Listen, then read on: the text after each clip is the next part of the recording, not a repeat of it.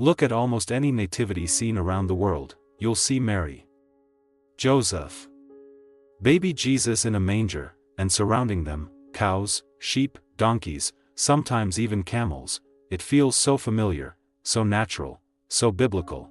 But here's something that may surprise you: the Bible never mentions a single animal at Jesus' birth.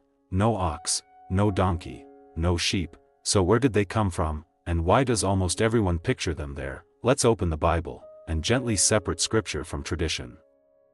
If we go straight to the Gospel of Luke, chapter 2, the most detailed account of Jesus' birth, here's what we find. Luke tells us about Mary and Joseph traveling to Bethlehem, no room in the inn, Jesus being laid in a manger, shepherds watching their flocks, angels announcing the good news. But notice what's missing. Luke never says there were animals in the stable, not once. The word manger simply means a feeding trough. Yes, animals would normally use it, but the text itself never describes animals being present at the birth. Matthew's Gospel doesn't mention animals either. In fact, Matthew barely describes the birth scene at all.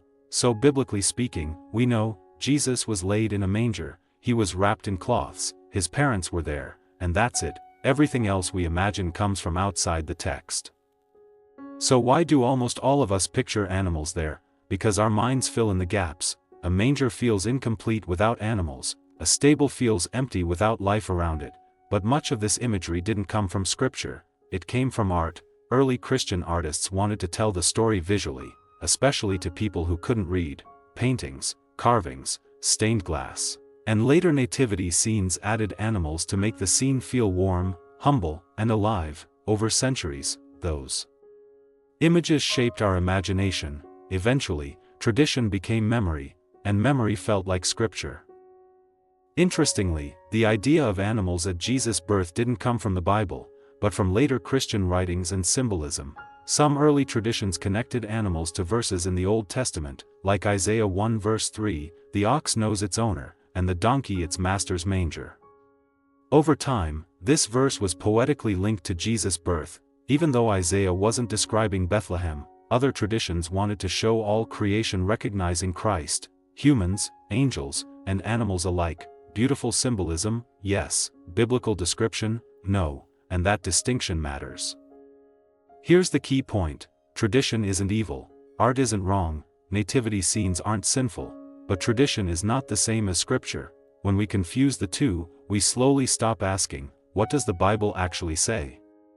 And Christmas is full of examples like this: animals at the manger, wise men at the birth, a specific date for Jesus' birth. None of these are stated clearly in scripture. They grew slowly, through culture, art, and repetition.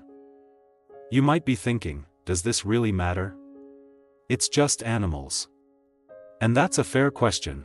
This isn't about removing beauty from Christmas, it's about learning to read the Bible carefully, because if we don't notice small details, we can miss bigger ones too. The birth of Jesus is already powerful enough, even without added details.